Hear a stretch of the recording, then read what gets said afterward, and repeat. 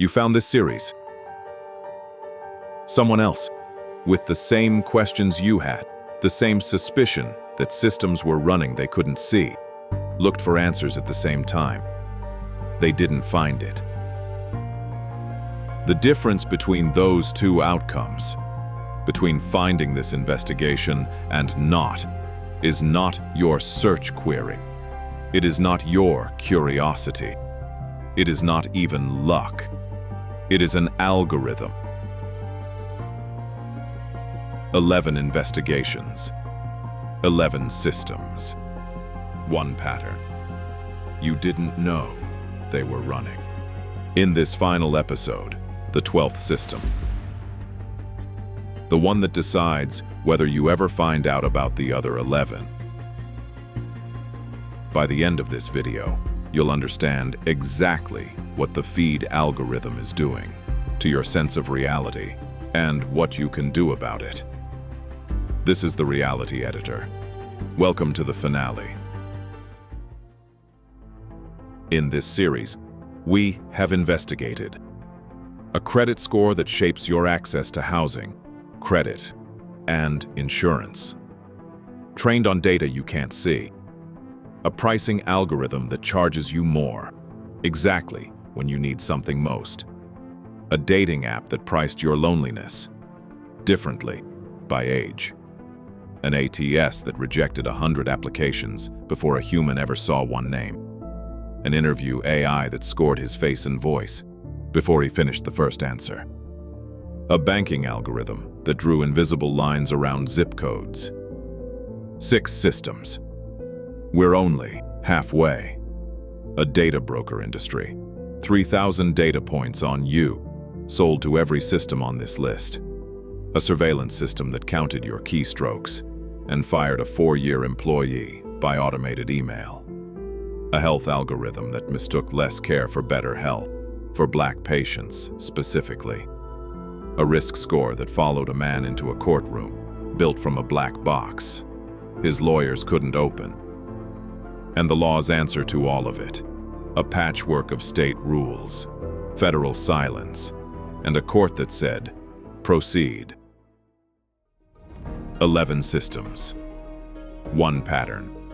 Each was trained on historical data that reflected existing inequalities.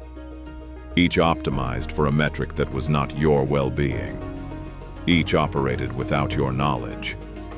And each was invisible to you, until now. There is one more system, the one that controls whether any of these investigations ever reached you. The feed algorithm. In 2018, Facebook overhauled its newsfeed algorithm. The stated goal: increase meaningful social interactions. More comments, more shares, more time spent engaging with content from friends and family. To measure engagement, the algorithm weighted different reactions differently. A like was worth 1 point. An angry reaction was worth 5. Facebook's own internal research found that the change produced exactly what you would expect. Content that triggered outrage performed best. Posts with high anger reactions rose in the feed. Posts that were calm, nuanced, or complex fell. A Facebook staff member, their name redacted in the documents, asked the internal question, will waiting reactions, 5 times stronger than likes, lead to newsfeed having a higher ratio of controversial than agreeable content? The answer was yes. The algorithm knew. The company knew. In October 2021, Frances Haugen, a former Facebook product manager on the civic integrity team, revealed herself as the source behind what became known as the Facebook files. She had copied tens of thousands of internal documents and shared them with the Wall Street Journal, Congress, and the Securities and Exchange Commission. Her testimony to the US Senate in October 2021 was direct. Facebook has realized that if they change the algorithm to be safer, People will spend less time on the site, they'll click on less ads, they'll make less money. Frances Haugen, Senate testimony, October 5, 2021. The documents she provided showed that Facebook employees had flagged the problem. They had proposed changes. Mark Zuckerberg had declined, citing concern that changes would reduce user engagement. Eventually, after years of internal advocacy, Haugen's testimony, and congressional pressure, Facebook changed the weight of the angry reaction to 0. When it did, its own data scientists found that users received less misinformation, less disturbing content, and less graphic violence. And, according to Facebook's own internal tests, engagement, the metric that had supposedly required the outrage, did not fall. The trade-off was not real. The harm was. If you've ever noticed your feed pulling you toward content that made you angry, or if you've recognized a feed that seemed to show you the same emotional register over and over, say so in the comments. What platform? What pattern? Here is what the feed algorithm actually does. It does not decide what exists. It decides what rises and what disappears. At any moment, there are thousands of things that could appear in your feed. The algorithm selects a fraction of them, based on predicted engagement, your past behavior, the platform's commercial interests, and the content's history of producing strong reactions. The content that gets deprioritized does not disappear from the internet. It exists. It is accessible, but it is not in your path. It never surfaces naturally. You would have to go looking for it specifically. Most people don't go looking for things they don't know exist. This is the mechanism that connects the feed algorithm to every other system in this series. The credit score algorithm, the ATS, the data broker, the pre-crime score. These systems affect millions of people. Investigative reporting about them exists. The feed decides whether that reporting reaches you or whether it stays invisible, while the content that triggers your engagement gets shown instead. Now, before I show you what to do about it, I need to correct something most people get wrong about how this actually works. Here's what the evidence actually shows, and what it doesn't. The claim that feeds radicalize users, pushing them from moderate content into extremism, is more contested than you'd expect. Multiple peer-reviewed studies find the opposite. Recommendations skew mainstream, and people who consume extremist content mostly sought it out directly. What we know with confidence: engagement-based ranking amplifies emotional intensity. The Facebook documents prove that.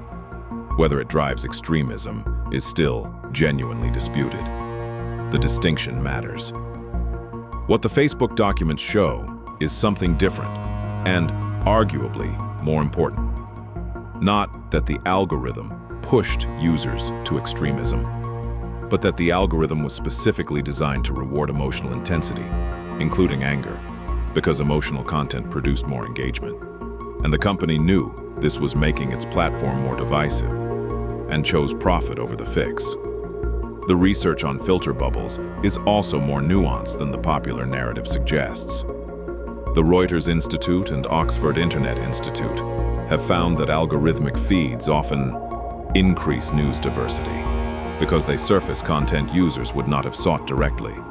But diversity of content is not the same thing as accuracy, emotional tone, or the relative visibility of journalism versus outrage bait. The feed is not a window onto reality. It is an editor, and the editor has a commercial interest.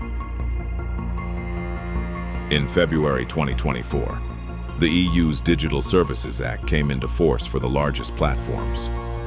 The DSA requires very large platforms, those with more than 45 million users in the EU, to provide meaningful transparency about how their algorithmic recommendation systems work, to offer users a chronological, non-personalized feed option, to allow researchers access to data for auditing algorithmic systems. This is the most comprehensive regulatory framework governing algorithmic transparency for very large platforms in the EU to date. It does not fix the problem. It creates the first accountability mechanism. In the United States, Section 230 of the Communications Decency Act still largely shields platforms from liability for their algorithmic amplification decisions. The feed operates with near-total legal immunity, with narrow exceptions, such as intellectual property law. So the law hasn't caught up. But there's something more immediate you need to hear. This is the final episode of Shadow Structures. If this series reached you, if a feed algorithm surfaced it in your path, share it. Not because it benefits the channel, because every share is a decision to make these investigations visible to someone the algorithm might not have reached.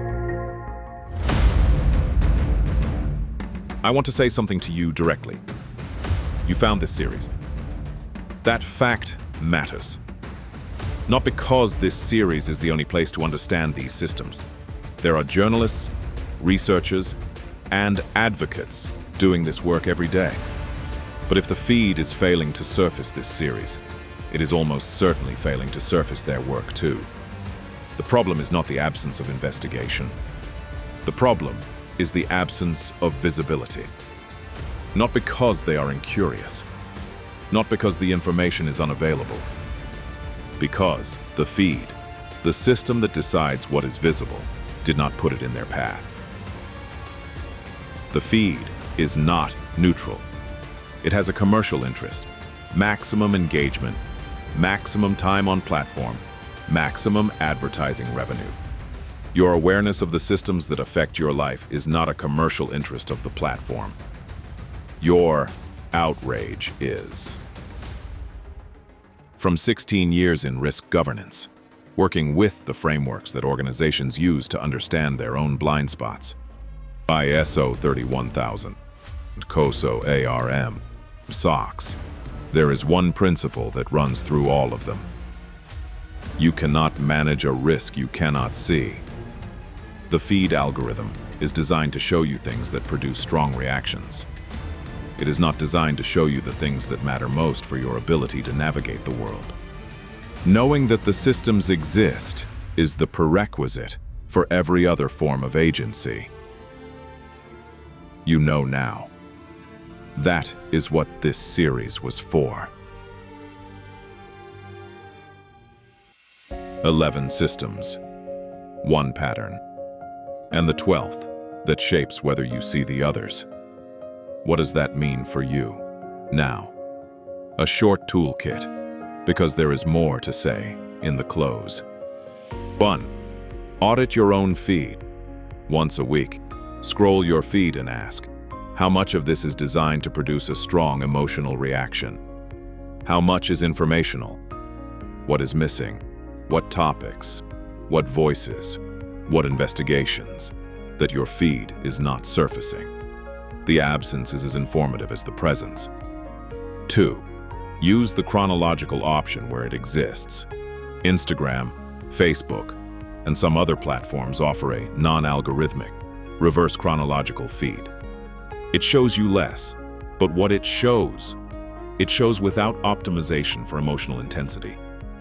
The EU DSA now requires very large platforms to offer this option to EU users. In the US, you may have to look for it. 3. Actively search for what the feed does not show you. The 11 systems in this series, and dozens of others like them, are documented in primary sources, court decisions, regulatory filings, academic papers, investigative journalism. These exist. They are findable. The feed did not put them in your path, but you can go to them directly. 4. In Europe, exercise your DSA rights. Very large platforms must now provide meaningful explanations of why content was recommended to you. You can request this information and use it to understand what your feed is optimizing for. 5. Share deliberately. Every share is a decision to route around the algorithm, to make something visible to someone the feed might not have reached. This is not a small thing. The feed maximizes visibility of high engagement content. Human curation, choosing to share something important regardless of engagement, is the counterweight. The feed will not show you what you need to know. It will show you what keeps you on the platform. Those are different things. When we began this series, we started with a number, a credit score. A number most people carry their entire lives without fully understanding how it was calculated, what assumptions it contains, or how it could be challenged. We end with the system that decides whether you ever find out about the credit score algorithm, or the job filter, or the video interview AI, or the data broker, or the health algorithm, or the pre-crime score. 12 systems. Each one invisible by design, each one affecting the material conditions of millions of lives, each one running before you walked into the room. You can't shut down 12 systems, but you can start with one, and it's the one you're looking at right now. Shadow Structures has one argument. Visibility is the prerequisite for agency. You cannot challenge a system you cannot see. You cannot contest a score you don't know exists. You cannot demand accountability from an algorithm that operates without your awareness. Every investigation in this series was built on the same foundation. If you know the system exists, you have options. If you don't, you don't. The systems investigated here are not going away. They are growing. More algorithmic hiring, more health AI, more algorithmic sentencing, more surveillance, more data brokering, more feed curation. The question is not whether these systems will affect your life. They already are. The question is whether you know it. Shadow Structures investigates the systems that shape your life without you ever seeing them. You've now seen them. What you do with that knowledge, that is the only variable the algorithm cannot predict. If this series changed how you understand the systems around you, share it. Every share routes around the algorithm that may not have shown this to someone who needed it. Thank you for watching Shadow Structures.